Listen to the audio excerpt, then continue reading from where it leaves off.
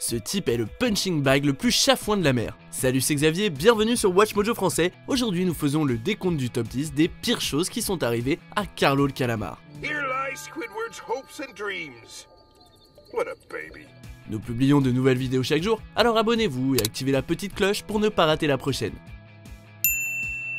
Pour cette liste, c'est à contre-cœur que nous allons passer en revue certains des accidents les plus cruels, insolites ou terribles qu'a subi l'artiste maudit et voisin grognon de Bob l'éponge, Carlo Tentacule. Les fans se sont plaints que la série prenait trop de plaisir à torturer Carlo, et franchement, ils n'ont pas tort. Non seulement la plupart de ces exemples nous rendent malades, mais en plus ils contiennent des spoilers. C'est pas abusé, sérieux.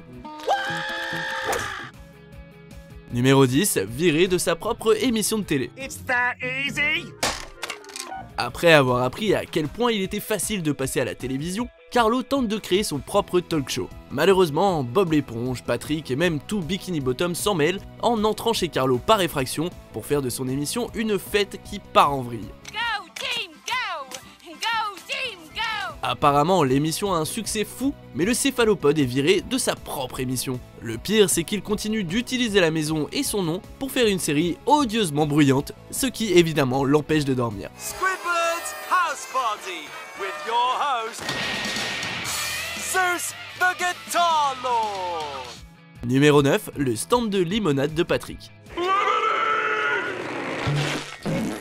Patrick met en place un stand de limonade et finit par attirer la foule avec sa limonade noire, c'est-à-dire l'encre nasale de Carlo. Pour garder son affaire, Patrick va même jusqu'à faire sortir l'encre en terrifiant le pauvre Carlo et construit sa propre maison étrangement hantée.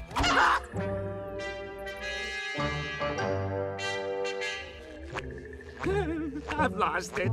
On pourrait s'attendre à une pratique aussi fourbe, voire presque sadique de la part de Plankton ou même de Monsieur Krabs, mais de la part de cet adorable crétin, c'est décevant. Pour couronner le tout, personne ne semble se soucier du fait qu'il boive l'encre de Carlo jusqu'à ce qu'il reprenne l'affaire, ce qui signifie qu'il ne retire rien de ce qu'a fait son abruti de voisin.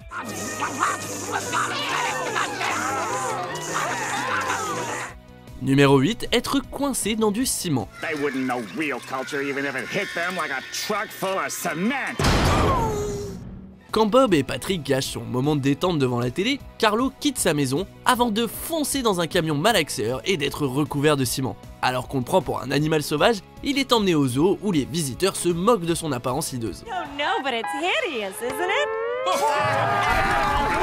Bob l'éponge et Patrick finissent par le faire sortir et le laissent partir dans la nature avec des créatures qui lui ressemblent. Ce qui rend l'humiliation encore pire, c'est que personne ne semble se demander pourquoi il a disparu ou où est-ce qu'il a bien pu passer. Mais au moins, Carlo a droit à une sorte d'happy ending. Hi. Numéro 7, la grosse tête.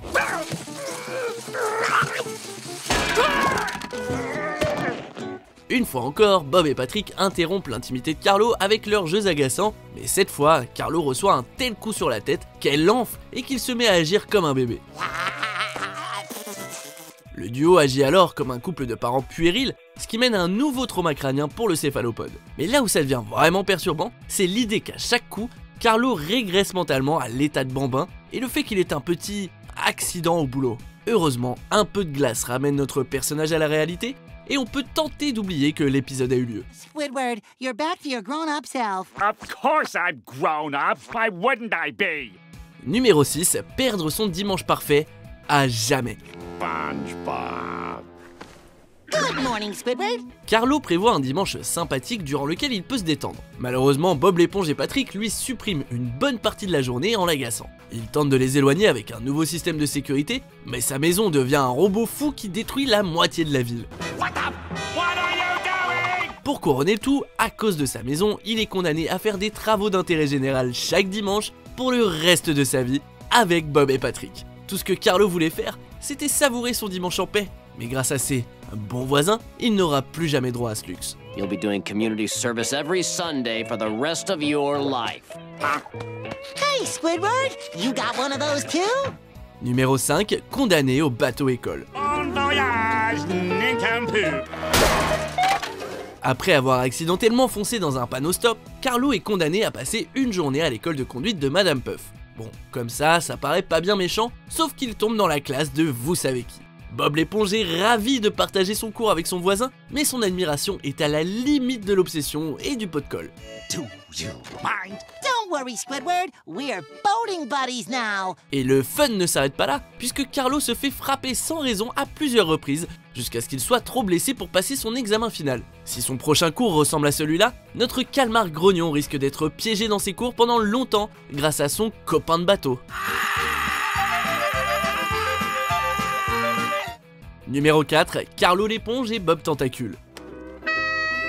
Your star will shine at the clarinet recital tomorrow. Carlo se prépare pour son grand récital de clarinette, mais quand il se retrouve mêlé par accident à la dernière expérience de Sandy, Bob et lui fusionnent en une monstruosité à deux têtes. Mais pour Carlo c'est encore plus terrifiant, et la foule adore le monstre à deux têtes, si bien que pendant un moment délicieux, Carlo est enfin sous le feu des projecteurs, jusqu'à ce que Sandy répare son erreur au pire moment possible. No, wait, Sandy, don't. Comme son récital est interrompu et que sa nouvelle célébrité a disparu, Carlo tente désespérément d'inverser le processus et le résultat est encore plus dérangeant. What seems to be the problem, Mr. Tentacles? It all started when I was born. Numéro 3, sa dépression morbide. So, what's your happiest memory, Squidward? Let me think. Bob l'éponge cherche à donner à Carlo son souvenir le plus heureux, mais toute cette tentative rend le poulpe encore plus malheureux et abattu. Au final, Carlo tombe en dépression et certaines images dévoilées lui donnent l'air suicidaire. Heureusement, elles étaient fausses et trafiquées. Dans un dernier effort, Bob tente de remonter le moral de son voisin avec une fête, remplie de doubles de l'éponge réalisée avec du papier mâché. So what do you think? Happiest memory or what? On le comprend, il finit par en avoir ras-le-bol des facéties de son voisin et se met à mutiler avec rage les copies de Bob l'éponge en hurlant qu'il s'agit de son souvenir le plus heureux. Bon, au moins, il n'a plus l'air déprimé. This is it! My happiest memory! Numéro 2, sa visite avec Bob l'éponge. I will never visit you.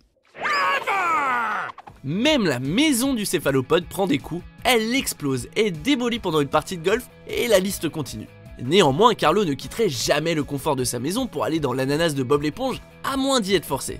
Ce petit futé emprunte son aspirateur pour l'attirer chez lui, pour lui montrer qu'il a décoré son intérieur pour qu'il ressemble au sien, jusque dans les moindres détails les plus flippants. He copied all 492 of my self-portraits. Quand il s'échappe enfin de cette copie cauchemardesque, Carlo se rend compte que sa vraie maison a été réduite en cendres, ce qui l'oblige à habiter dans la copie de Bob l'éponge après son craquage monumental. Replica, sweet replica. Avant de dévoiler notre vainqueur, voici quelques mentions déshonorables.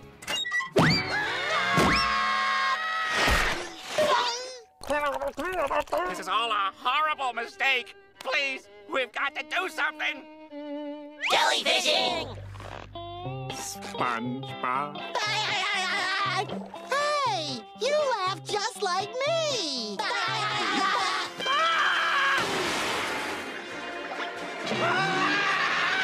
Well, at least he had his seatbelt on. Oh, why do you keep moving it? 'Cause you keep saying, ow! Numéro 1, sa meilleure journée. This is really your best day ever, isn't it?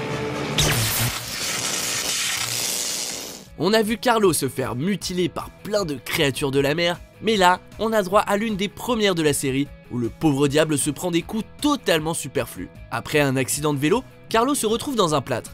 Du coup, Bob et Patrick tentent de s'assurer qu'il passe une super journée. S'ensuit alors un marathon de douleur où il se fait brûler par de la soupe, se fait empaler la main avant de se faire douloureusement piquer par la reine des méduses. Oui, c'est vrai, le duo avait de bonnes intentions, mais a juste prouvé à quel point ils sont dangereux pour la santé de Carlo. Pauvre calamar. Hey, Squid, how about that?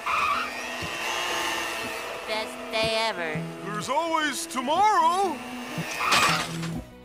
Vous êtes d'accord avec notre sélection? Jetez un coup d'œil à ces autres super vidéos de WatchMojo français et n'oubliez pas de vous abonner pour être au courant des nouveautés.